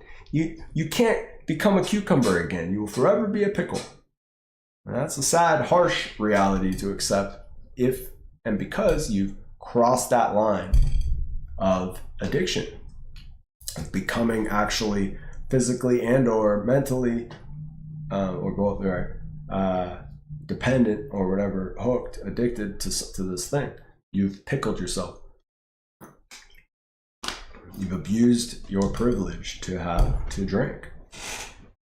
Anyway, so he's saying chemical peace of mind. Now, it helped me a great deal to, remember this is about acceptance was the answer. It helped me a great deal to become convinced that alcoholism was a disease, not a moral issue. Yes. So Another thing that helped me big time was, holy shit, as soon as when I did this, and then we would go out and we would meet people, or one time we went to the fair. They were like, come to the fair. No, don't go home and be in bed all by yourself. I'm like, no, y'all come, we're going bowling or whatever. We went to the fair and we had to put all of our stuff in the metal detector. And so I had my little chips, my little day chips. And the lady was like, how long do you have? Whatever. And I was like, 2 weeks. It was about 2 weeks-ish. And she glazed me. She praised me. She was so happy. And so it was almost sad a little bit, right? Because she was like, something. Okay, it was like, she goes, congratulations. Oh, God bless you. Congratulations. One of my sons. Da, da, da, da. And then she's like, one of my sons, I wish he would. Right? And I would hear these kinds of things. I would hear people and I'd see people genuinely light up when they found out I'm in recovery, or that I'm sober from whatever. And it didn't even matter how long. And I learned and saw that, holy shit, everybody has someone in their family that has gone through this, is going through it, or they wish would. Or sad, even more tragic, they lost somebody or whatever. So it was like, and what I'm getting at is that I realized how much it had become kind of almost a badge of honor in a twisted way. In a twisted way, it was more of something to be proud of and be okay with, instead of ashamed and embarrassed, because there's a stigma that there's a moral issue involved here, that there's or moral / it's like a judgment thing, right? A judging thing. And it's like, nah, dude. You realize you enter into this world of recovery and stuff, and then it's like, whoa, totally not that. So it helped me a great deal to become convinced that alcoholism was a disease and not a moral issue, that I had been drinking as a result of a compulsion, even though I had not been aware of the compulsion at the time, and that sobriety was not a matter of willpower. True. We'll go into more about that later. The people of AA had something that looked much better than what I had, but I was afraid to let go of what I had in order to try something new. There was a certain sense of security in the familiar. At last, acceptance proved to be the key to my drinking problem. After I had been around AA for 7 months, tapering off alcohol and pills, not finding the program working very well, I was finally able to say, okay, God, it is true that I, of all people, strange as it may seem, and even though I didn't give my permission, true, I really am an alcoholic of sorts, and it's all right with me. That is acceptance, my friends. Now, what am I going to do about it? And that's called action. That's called action. But we're just talking about acceptance today and this and that. Being okay with your current circumstances. Because as soon as you become okay with your current circumstances, you can truly start effectively or more effectively taking action to change those circumstances. That's what it's about. If you're struggling with a certain thing, if you're struggling with an emotion, or you're struggling with a substance, or you're struggling with, emotion being angry about your boss, let's say. So if you're struggling with a problem that you can't control, acceptance is key so that you can do something about it and make that change. It's going to be much harder to make the change. That's why it's so difficult when we're active in our addiction or compulsion, or you've got to go to work every day and deal with this motherfucker, right? Pisses me off so bad. You're just like, serenity now, right? You got to do it. But no. Yeah, we get it. So now what am I going to do about it? Okay, when I stopped living in the problem and began living in the answer, the solution, the problem went away. Man, massive, massive right here. This is massive, massive, massive. When I stopped living in the problem and began living in the solution, the problem went away. From that moment on, I have not had a single compulsion to drink. Is that going to be the same for anybody? No. Is it that simple and straightforward? Yes. Is it complex? Yes. Right? Everybody journey is their own. So, but it is that straightforward, and it's always been the same. I've witnessed it. I was told the same thing is when it comes to any of these kinds of things, where it's like they would tell us in these programs and stuff, if you do this, you can expect this. If you do this, you can. And it's like, oh, no way. And they're like, this is what the whole thing is about. It's crazy, I know. But they also say, there are no guarantees because if you do this, if you just start doing this every day, or every time you can, or every time you remember, or whatever, and what is this? It could be, it's anything. This is a general, very general. You can expect this, that, and the other, maybe, should, it usually does for all of us, starts to get better or easier or da-da-da-da-da or da-da-da. And for some people, it happens like that. For some people, it takes a longer time. And it's argued, or it's believed, it's argued, it's believed that the more you are actually taking the action that's being recommended, like with full intent and full earnestness and honesty to yourself and others, whatever, the more you're actually doing it, the more you can expect those results, right? The sooner or whatever you can expect the results. And then it depends on your own temperament, of course. Some people are way more stubborn, way more thick-headed, way more traumatized, right? A lot of this stems from PTSD style type shit, whatever. So we can all have different deals, but it's not wrong. That's all I can say there is like, it's not wrong. Is that, wow, if I start practicing acceptance and living in the problem from da-da-da-da-da, and it's like, there's other stuff involved, but it's not like someone's just blowing smoke when they say this kind of shit. I can attest to that. I've witnessed it myself firsthand, and I've witnessed other people. So it's a whole deal. And I'll more often than not, it's never like this. Typically when someone's like, oh yeah, and we call that they're on, they're in the pink cloud, because it's like cloud 9. And what happens is they realized that how this stuff, they realize it sinks in, like it did for me on that day 2, listening to that guy share. It was like, oh my God, this can work for me maybe, right? They get all amped up and they dive right in, and that's cool, that's good. You dive right in, be like, okay, I'll give my all to this, and you get super amped up and you're, oh my God, everything's gonna change. You're really believing and feeling and all this stuff, and you're super amped up and excited, which is great.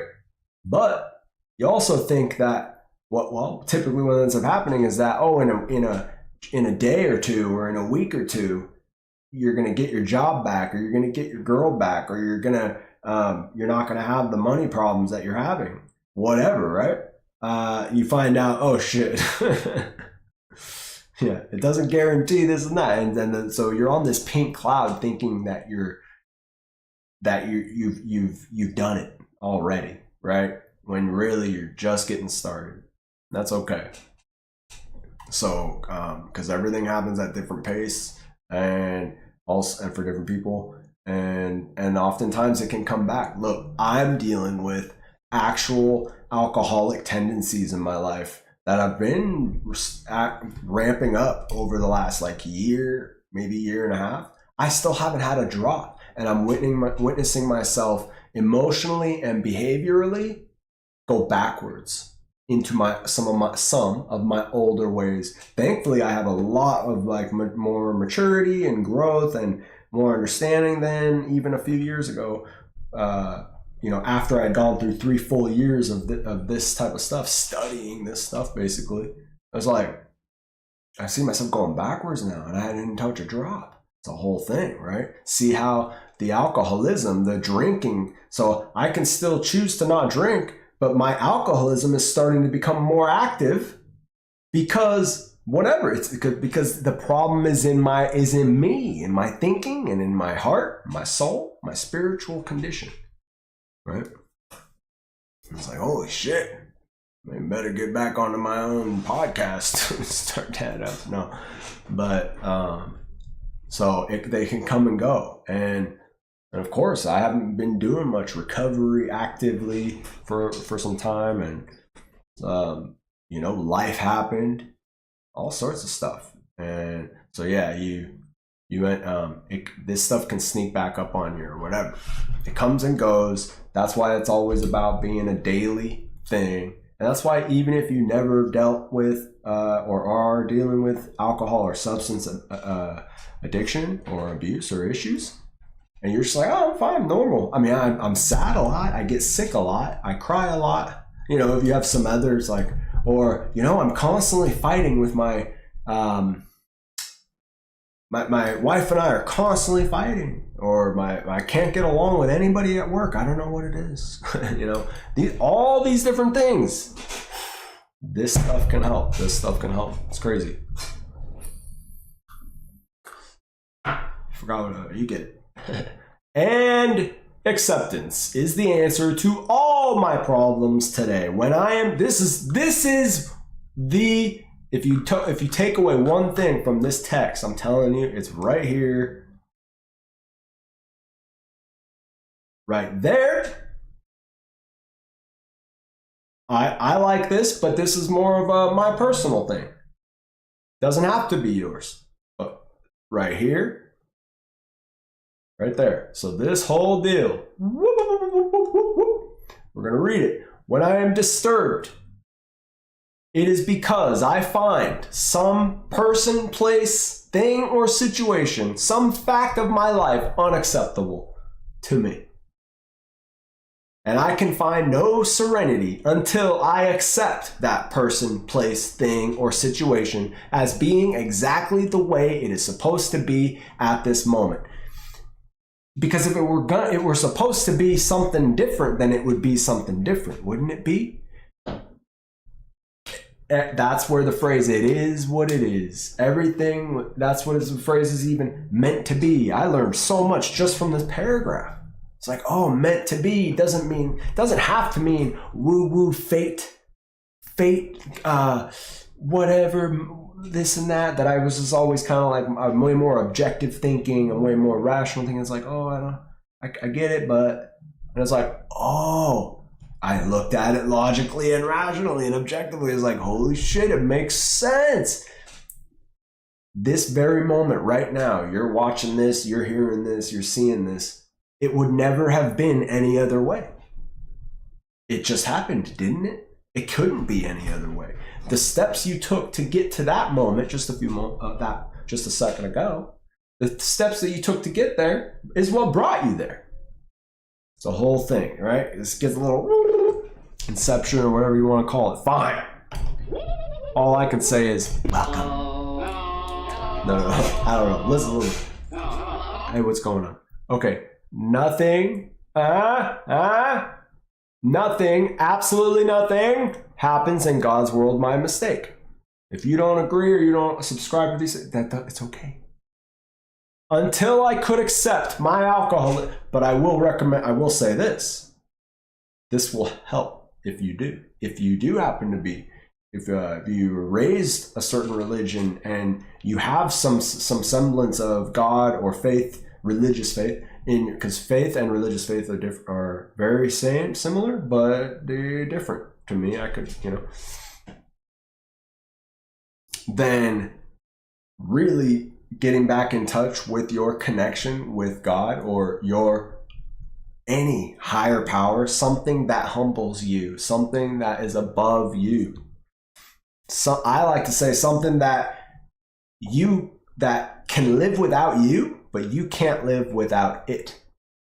So literally, people in these programs who are like, I'm atheist, I don't know this shit, but I gotta get off this heroin, or whatever. People will be like, pick anything, it doesn't matter. Do you need air to breathe? Pick air. Air can be your higher power,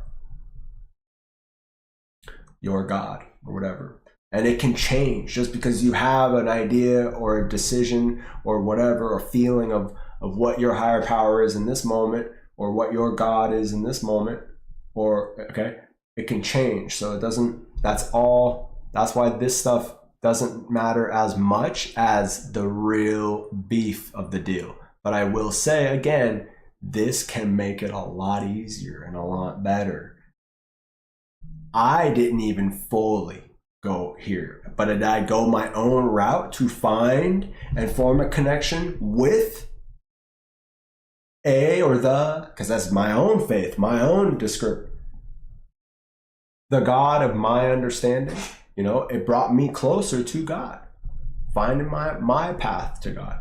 And I feel like I'm like, cool. And I'm not Christian, Catholic. We weren't even raised Irish Catholic, but it's like Irish Catholic is what my family is. It's like, yeah.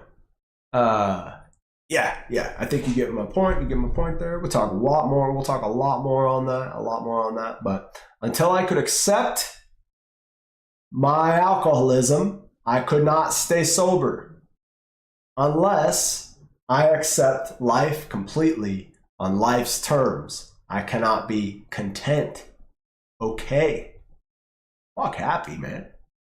Just okay. I need to concentrate not so much on what needs to be changed in the world as on what needs to be changed in me and my attitudes. If that's one sentence to take from this whole damn thing pertaining to the bullshit that's going on in this world, I mean, it's this right here. You need to, we don't like to do that saying you need to, so I need to concentrate not so much on what needs to be changed in the world, but maybe it's what needs to be changed in me, right? Maybe my discontentment with the world comes from my problem. It's a me problem, right? Hey, what up? Impudent lump. How you doing? Thank you for the follow on Twitter. Hell yeah. See if I missed anybody else here. Oh, hello, Rumble. Rumble, give me some follows. Come on now. Look at you. Yeah. So, and back to the God thing real quick. Here's what I gotta say about, if I could just say one thing, if I didn't say one thing about the God thing. It's a question and an answer. Are you having trouble finding God? Answer. Let God find you. And because of my faith, my personal faith and all that, what my belief is that we all have God. We all have our God or the God. It's not for me to decide. That's how part of my whole thing. It's almost like knowingly agnostic, but it's actually because of the nature of the description of what my faith is personally. It actually, I feel as close to God as possible based on my approach to it. So that's where I'm coming from with that. Is like, and I didn't find God, but I let him find me. I let him find me. I let God find me. So if anything, there's one little thing to say about it, about God this, God that. Look, my advice, if you're struggling with anything regarding all that, is don't struggle with it. Let it go. That's part of acceptance, by the way. Try to let it go. Don't have to worry about all that. And start, be like, okay, don't let it bother you. Sometimes people get bothered. They read this and they're like, oh, it's like, don't let it bother you. this is what's important. You're trying to save your life, aren't you? Type shit. This stuff will start to make sense. Maybe it won't, but you will at least, if you're doing the rest of the do, you'll start being okay with things and this stuff won't bother you anymore, right? That's the whole thing. If you are struggling in any way, my advice is let it go. Don't worry about it. And just think this, be like, am I willing to allow God to find me? Then I don't have to look. I don't have to look for him. I don't have to wonder. I don't have to feel this and that. I don't have to tell anybody. I don't have to listen to anybody. But maybe I could allow him to find him, it, her, whatever, right? You don't even have to acknowledge what it or it might be, what God might be, or who God might be, this and that. Look, but we got our own, everybody's got their own thing. I'm not trying to sway anybody on this and that. That's the beauty of it. It's one of the biggest, most important things of the whole deal, but then it's not at the same time. It's weird, and that's not to take away from the value and my appreciation for this aspect of it, which is one of the main things. I'm like, how is this going to work for me? Because I wasn't in this mindset of allowing and feeling comfortable with the whole God thing. Because I had already been like, oh, I'm just agnostic, and I've been atheist, I've been a believer, I don't even know, and blah, blah, blah. But then through the program and through the, just through recovery, but yes, of course, the program, I found like my own deal of like, oh, and it's been great. I found something that really made a lot of sense to me, and yeah, it's a whole thing. So that's part of what this show is about as well, by the way, is like, this isn't a religious show. This isn't a religious thing. When I talk about all the conspiracy theories on kick.com/Willy Wonka later on, uncensored, we go hard. We go hard on what's going on in the world. But my point was, we're not all like subscribing to it. I feel like I'm a good connection, maybe a bridge to the heavy, hard truths of what's going on in the world, and the recovery stuff, and even the spiritual stuff. I'm hoping to be a bridge from the normie, to a bridge between the normie and these many esoteric things, namely the God thing, right? But spirituality, but then what's going on in the world, a lot of that ties in with a lot of spiritual aspects. So it's all biblical, we'll say. So it's a whole thing. And I hope to be that weird middleman of like, yeah, right, I'm on the fence of this esoteric woo-woo world and this normie world, and we want to bridge that gap, because we're trying to do a whole thing of waking people up, but with just the recovery shows here is obviously just a focus on addiction, mental health, and emotional health, right? So anyway, it's a whole deal. And yeah. So there's that. Shakespeare said, all the world's a stage and all the men and women are merely players. He forgot to mention that I was the chief critic. Remember, it's like a doctor guy who's writing his own story. I was always able to see the flaw in every person, every situation, and I was always glad to point it out, because I knew you wanted perfection just as I did. AA and acceptance. So acceptance has taught me that there is a bit of good in the worst of us and a bit of bad in the best of us, that we are all children of God, and we each have a right to be here. When I complain about me or about you, I am actually complaining about God's handiwork. I am saying that I know better than God. And we want to avoid that. We want to avoid that kind of thing. But for years, I was sure that the worst thing that could happen to a nice guy like me would be that I would turn out to be an alcoholic. Today, I find it's the best thing that's ever happened. I love that. That's acceptance. That's acceptance right there. This proves I don't know what's good for me. That's humility. And if I don't know what's good for me, then I don't know what's good or bad for you or for anyone. More humility. So I'm better off if I don't give advice. You can give advice maybe. Look, if you're ever unsure about saying, like, should I say this? It's on my mind. You can run it through. I run it through these three filters or whatever. And I like to do this. Okay, I actually don't really practice this. I think I do. I just don't consciously go through these filters. I'm trying to. I didn't have to say. I didn't have to. Run it through these three filters. 2 of the 3. If it passes 2 of the 3, go for it. Say it. Is it true? Is it kind? Is it necessary? It's a little weird though when it's like, well, it's kind and necessary. I mean, it should always be true. It should always be true, in my opinion, especially my opinion only. It should always be true.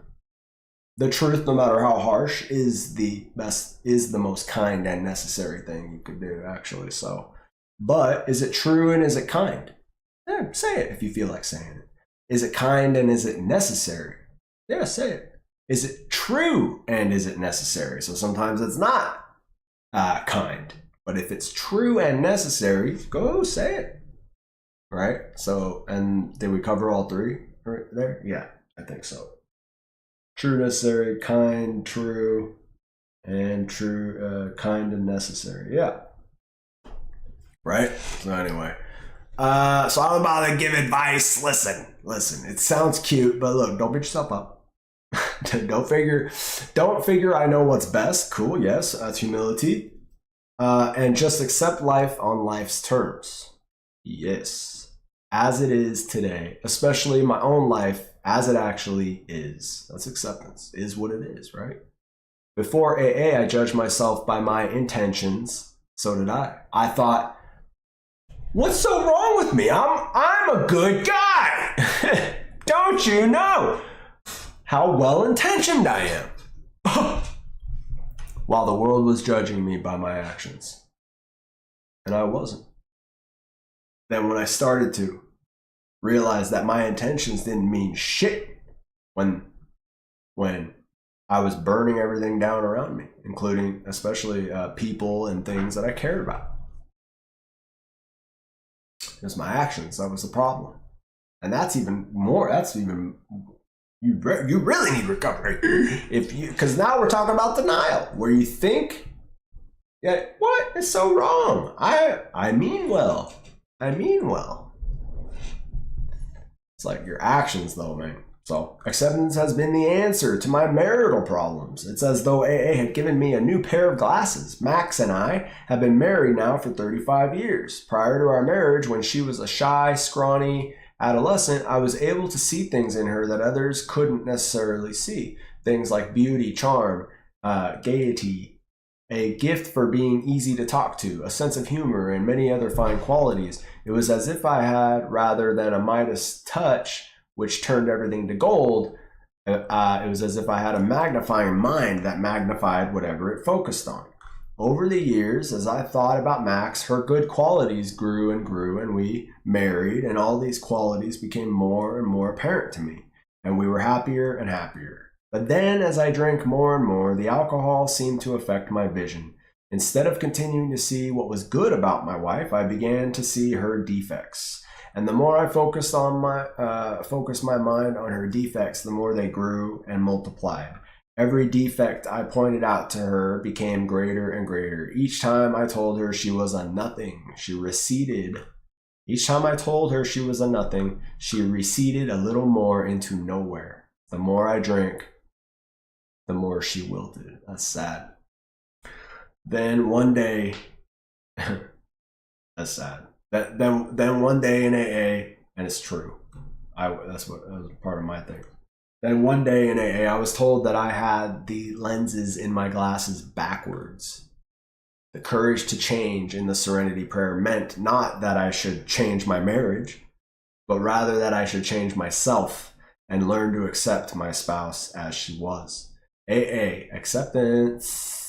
AA, or recovery, we'll say, or has given me a new pair of glasses. I can again focus on my wife's good qualities and watch them grow and grow and grow. I can do the same thing with an AA meeting. The more I focus on my mind on its defects, late start, long drunkalogs, cigarette smoke, the worse the meeting becomes. But when I try to see what I can add to the meeting rather than what I can get out of it. So true. Same with life. Forget meeting, guys. We've heard it. When you start thinking about what you can add to life as opposed to what you can get from it, life starts getting a bit easier. It really does. And you start influencing other people's lives for the better. Like that's beautiful. Rather than what I can get out of it. And when I focus my mind on what's good about it rather than what's wrong with it, that's gratitude. The meeting keeps getting better and better.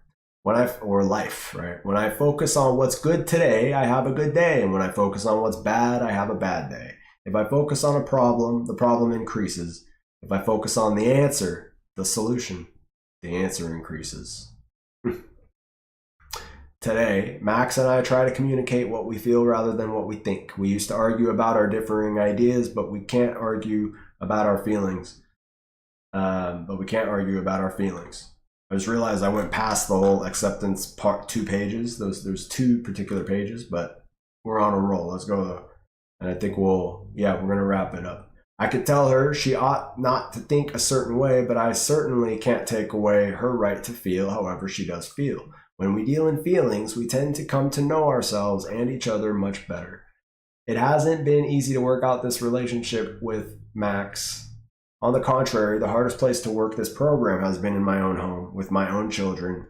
Finally, with Max, it seems I should have learned to love my wife and family first. The newcomer to AA last. Seems I should have learned to love my wife and family first. But so he's talking about getting caught up in the whole thing of paying it forward, helping others.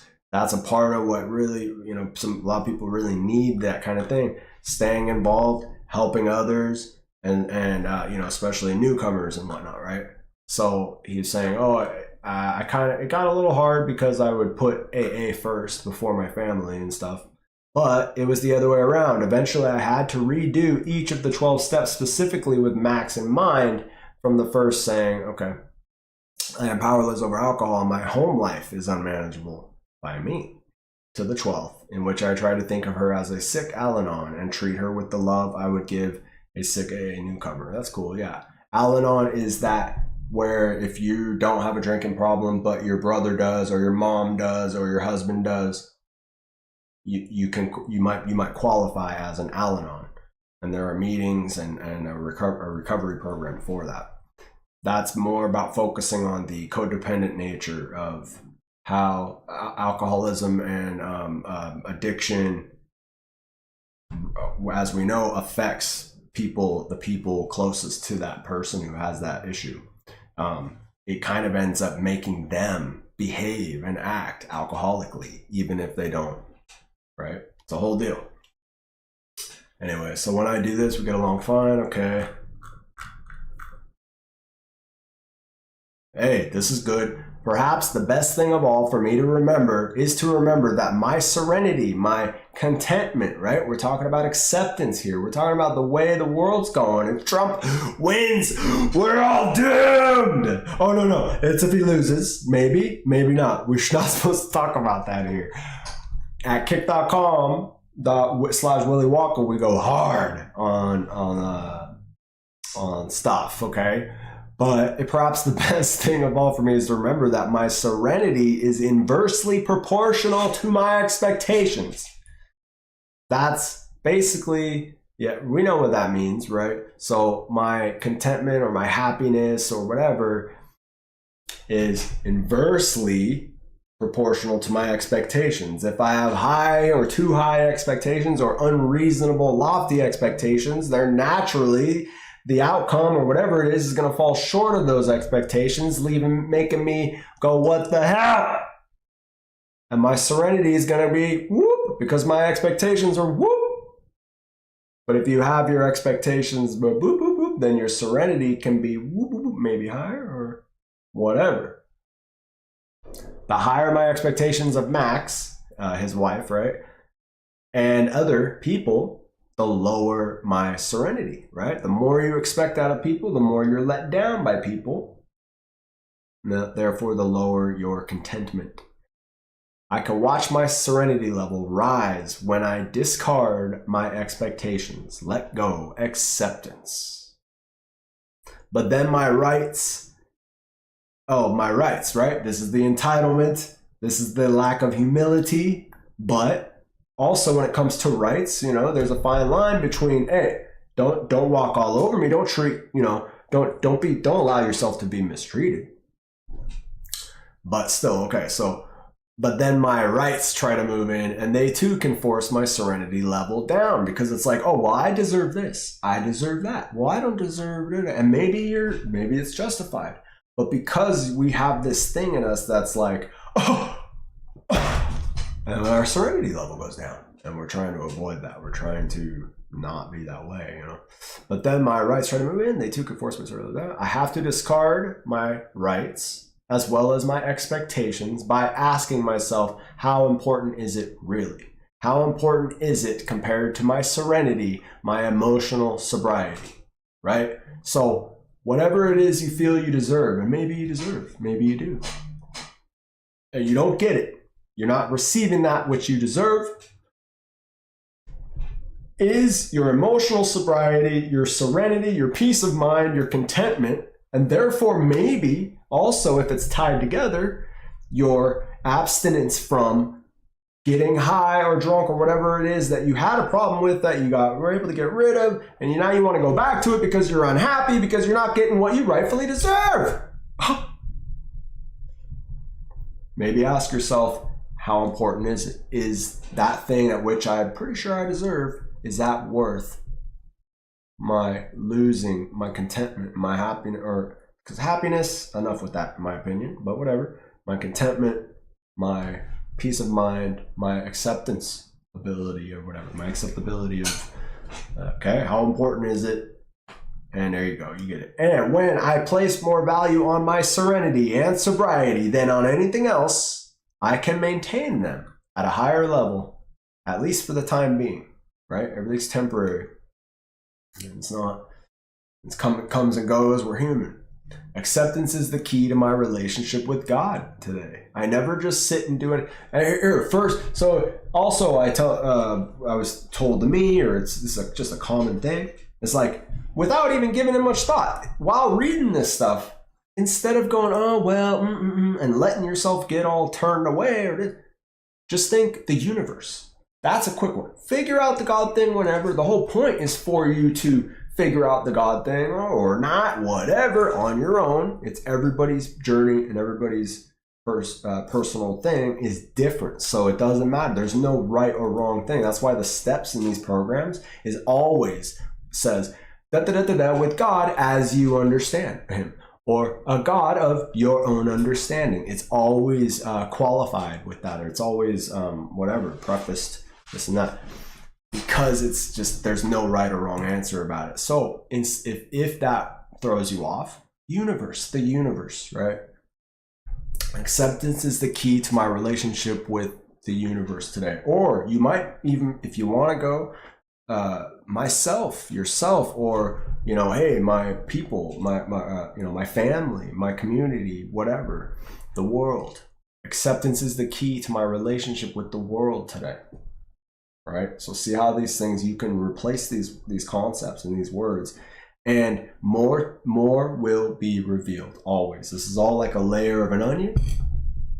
Things, I'm telling you, the number of times I've read this, and each time, or maybe every other time, I learn something new because I see it, I read it in a different way. Or 2 years ago, I wasn't as ready as I was to realize this in a certain way that I needed to hear it and think about it right now today.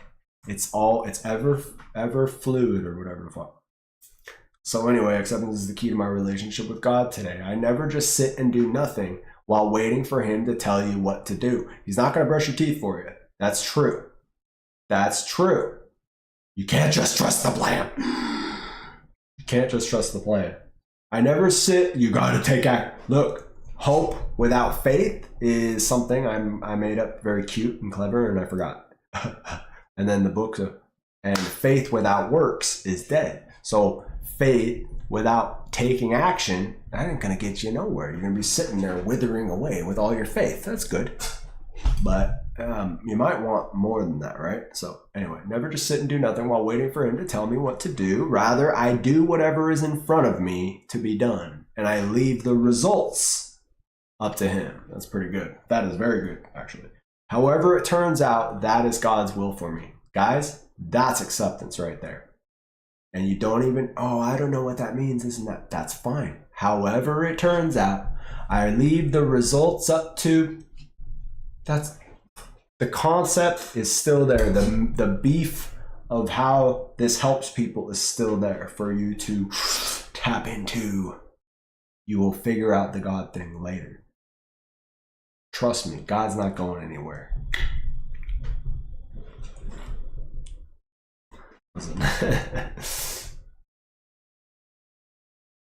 And everything will be okay. You just might not like what okay is, and that's okay.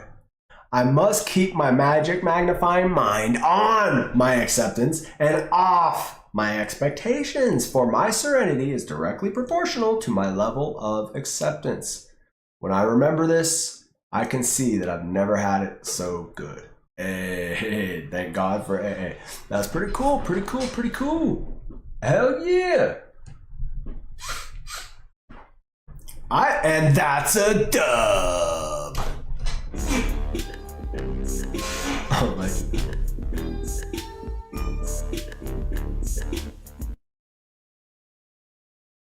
I forgot to turn off. I forgot to.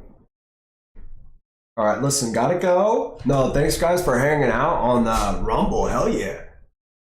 I don't know if did I get any follows from this? Come on, baby. Yeah. We're not that humble over here. Oh, no follows. How dare you? 30 views though. We like it. We like it. That's all that matters. We just want this stuff to reach people, be out there. Times are weird. Times are tough.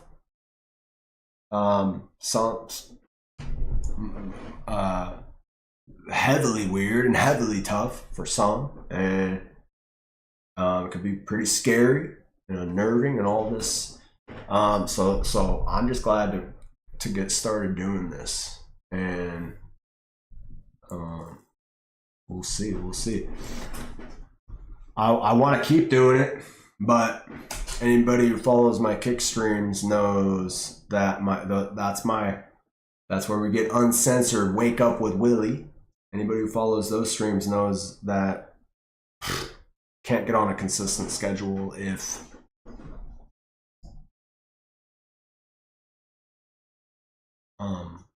my serenity depended on it. Oh, it's actually true.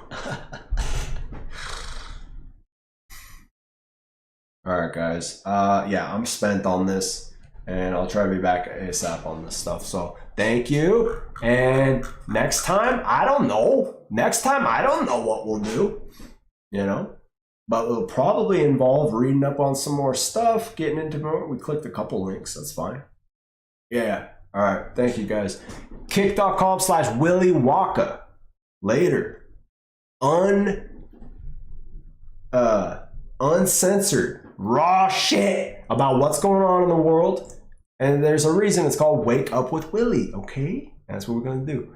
And then until I figure out how to multi-stream, I'd love to be doing Kick and Rumble, because we can't do YouTube and we can't do Twitch. They don't like the shit we talk about.